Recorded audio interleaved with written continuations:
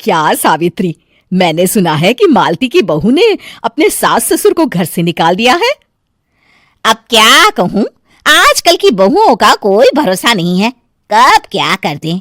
मालती की बहू को देखकर कौन कह सकता था कि वो ऐसी निकलेगी। तू सही कहती है, आजकल की बहुओं को देख मुझे तो बड़ा डर लगता है। कहीं मेरी बहू भी ऐसी निकल गई तो। नहीं, मैं तो गांव की सीधी साधी लड़की से अपने बेटे की शादी करवाऊंगी। इस तरह एक दिन गायत्री अपने बेटे की शादी गांव में रहने वाली मीना नाम की लड़की से करवा देती है।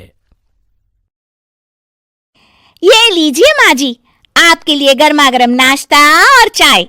अरे वाह बहू, सच कह रही हूं, जब से तू इस घर में आई है मुझे तो बड़ा आराम है। तेरे जैसी बहू तो किस्मत वालों को मिलती है। का माँ जी, अब इतनी भी तारीफ मत करिए ना। धीरे धीरे मीना गायत्री की चहेती बन जाती है और मीना भी गायत्री को कभी शिकायत का मौका नहीं देती थी। फिर एक दिन,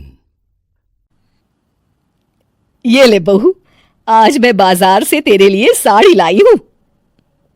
साड़ी देखते ही मीना का मुंह लटक जाता है। का माँ जी, ये भी कोई साड़ी है?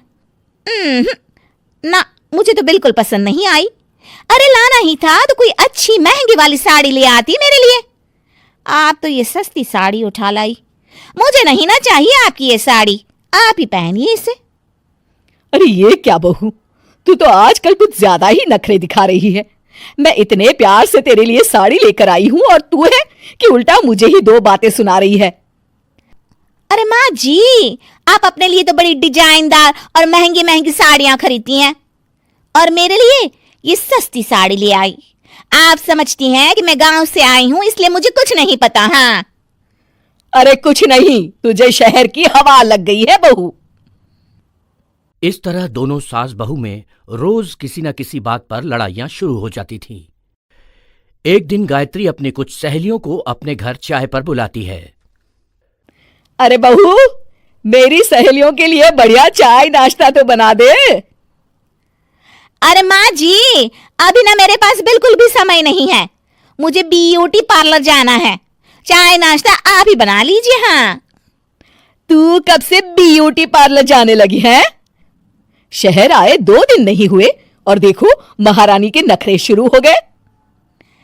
बस भी करिए माँ जी, आपसे बहस करने के लिए मेरे पास ना बिल्कुल टाइम नहीं है। आपका क्या है, आप समझती हैं कि मैं गांव से आई हूं तो मुझे कुछ नहीं आता और आप जो रोज रोज मुझसे मेहमान नवाजी करवाती रहती हैं नौकरानी की तरह। मीना के कमरे में जाते ही, अरे ये क्या गायत्री, तू तो अपनी बहू की बड़ी तारीफ कर रही थी, लेकिन ये तो तुझे कुछ समझती ही नहीं। भाई मुझे तो लग रहा था कि तेरी बहू गांव की है तो सीधी सादी होगी, लेकिन इसने तो शहरी बहुओं को भी मात कर दिया। हाँ। अपनी सहेलियों के सामने अपनी बेइज्जती होते देख गायत्री आग बबूला हो जाती है। अरे क्या शहर और क्या गांव, मेरी तो किस्मत ही फूटी थी जो मैं इसे बहू बना के ले आई। भगवान जाने आगे और क्या क्या करेगी। अब तो मुझे कुछ ठीक नहीं लगता, तू जरा संभल के रहना, कहीं मालती की तरह तेरा भी हाल बेहाल ना हो जाए। अच्छा, अब हम चलते हैं। अपनी सहेली की बातें सुनकर गायत्री थोड़ी घबरा जाती है। अरे ये सुशीला क्या बोलकर चली गई, कहीं इसकी बात सच ना निकल जाए। दूसरी तरफ मीना सारी बातें सुन लेती है। अगले दिन से गायत्री अपनी बहू से कोई काम करवाने से पहले 10 बार सोचती थी। ज्यादातर काम वो खुद ही कर लेती थी। अचानक अपनी सास में आए इस बदलाव को देख मीना, लाइए ना माँ जी, मैं कर देती हूँ ना काम। एक बात पूछूं माँ जी, आजकल ना आप बड़ी चुप चुप सी रहती हैं और अब मुझसे झगड़ना तो दूर, मुझसे खुल के बात तक नहीं करती आप। कुछ नहीं बहू, ऐसे ही। मीना अपनी सास की मंशा भांप जाती है और मुस्कुराते हुए कहती है, अरे माँ जी, चिंता मत करिए, मैं आपको घर से नहीं ना निकालने वाली। ये डर आप अपने मन से निकाल दीजिए। अरे छोटे मोटे झगड़े तो हर घर में होते रहते हैं। चाहे कुछ भी हो जाए, आप मेरी सासू माँ हो। मैं तो जिंदगी भर आपकी सेवा करूंगी माँ जी।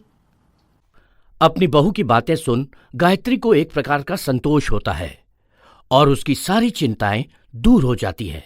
गायत्री अपनी बहू को गले लगा लेती है। मुझे माफ कर दे बहू, मैं तुझे गलत समझ बैठी थी। कोई बात नहीं माँ जी, ये ना घर घर की कहानी है। हाँ।